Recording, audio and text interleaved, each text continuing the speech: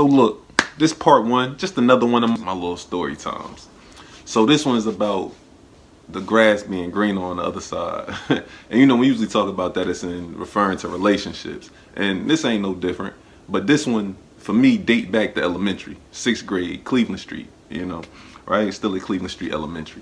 So in this story, I got shorty number 1 and shorty number 2. Later on, I'm gonna break down on why I did it like that, you know. But first, I gotta give y'all some backstory so y'all can understand whose side he is and why this is that and that is this, right? So during this time, right, like I told y'all before, in my household, I had my older brother and I had my pops in there in terms of men. But now I also got my older cousin in there as well. But not to mention, upstairs, it's a family that stay upstairs and they got 2 sons, right? Now them 2 sons, they both older than me, but it's one that's a little closer to my age. So with me being around him, you know, I'm witnessing him talk to females because he older than me, so he a little more advanced, or a lot more advanced, you know, to say the least. So, and big shout out to them too, the 2 brothers that stayed upstairs, man, because they helped me with mad different sports, especially like my fundamentals with basketball and stuff.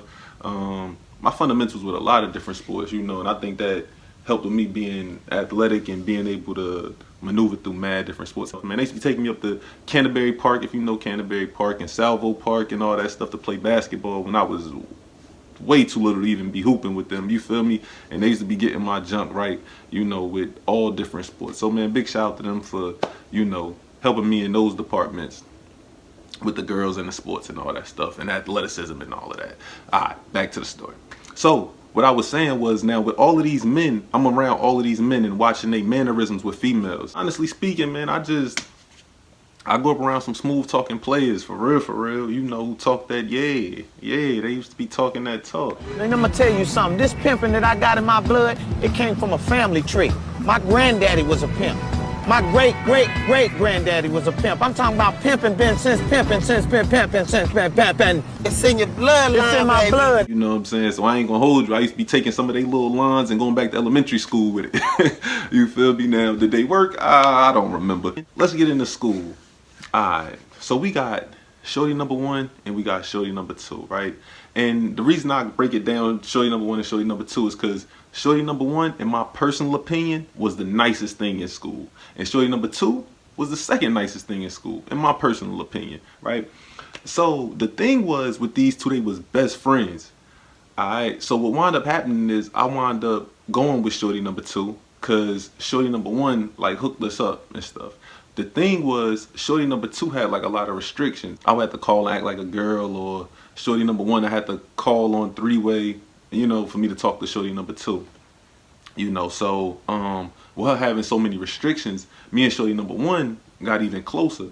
Now, with shorty number 1 being one of the, in my personal opinion, being the nicest chick in school, they both was popular. You know, shorty number 1 was used to always be like fresh and stuff. The mass majority of dudes used to be on her. You know, so, but nobody could get her though. So if somebody was to get her, it's like, oh, that's lit.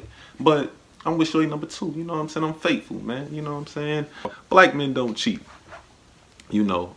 So the thing was, I would be talking to shorty number 1 a lot because shorty number 2 had so many restrictions that she couldn't talk like that. And it wasn't nothing like that. It would really just be conversations about shorty number 2, you know. I remember shorty number 2 telling me like, yo, every time I talk to shorty number 1, or I go chill with shorty number 1, her brother be trying to like get with me and stuff like that, but I don't like her brother though. I'm like, alright, you know what I mean? It ain't a problem then, you feel me? So, you know what I'm saying? Shorty was loyal back then, you feel me? Shout out to her. I hope she kept that same energy, you know what I'm saying, into adulthood. You feel me? And everything was going smooth with shorty number 2. Like, I did genuinely like her, and you know, everything was smooth, man. We had a happy little elementary relationship. You know, they feel like they last for years, but they really be like a month, you know. But so me and shorty number 1 always talking on the phone. We getting closer and we getting closer. So in the midst of us talking and getting cool and stuff like that, she kind of start like shooting her shot, like basically telling me if y'all 2 wasn't together, us 2 could be together. In my mind, I'm like, that can be arranged, you feel me? Because in all honesty, I'm gonna keep it 100. If I get shorty number 1, it's lit. Because can't no dude in school get her. Ain't no dude in school got her, you feel me? And when I say ain't no dude in school got her, ain't nobody made her, you know what I'm saying, they girlfriend, you know. Ain't nobody get her up under the wing, you feel me? So I'm like, hold on now, don't threaten me with a good time. I remember being in my room, hearing that, putting the phone down, and just start dancing to that. Remember the Usher? You make me want to leave the one I'm with, start a new relationship with you. This is what you do. Ooh. If you listen to that Usher song, because that Usher song is fire, but if you listen to it, that's really what I was going through the whole song. Shorty done hooked us up, and now, you feel me, like, now I'm about to leave my shorty for you. Yeah, you know the whole Usher song, You Make Me Wanna, you feel me? Yeah, what's bad is you're the one that hooked us up, knowing it should have been you. I'm dead serious. I was in there singing that song, singing my heart out when I heard that. You want to do what? You want me? You know how I'm going to change the game in school? I'm going to be one of them ones. That junk will have my stain crazy in school. I get her. That's what I'm thinking. Should I tell my baby bye-bye? I don't want to go, don't need to stay, but I really need to get it together. You know, so I had to make an executive decision. I did what anybody would have did in that situation. I ain't going to front. I left my little happy home. You know, I broke up with Shorty probably the next day, like immediately, you know. You feel me? I left Shorty number 2. Hey, you know what I'm saying? I ain't gonna hold you, Shorty. It ain't working out and stuff like that. And I ain't gonna front. I remember her being like hurt and stuff like that. I apologize, Shorty. I never meant to hurt her, but I gotta let her go. Then I double back on Shorty number 1. Like, yo, what's up? You know, like, me and Shorty number 2, we don't go together no more. You know, I'm free. I'm out here. What's up? You know, like, what's up with us?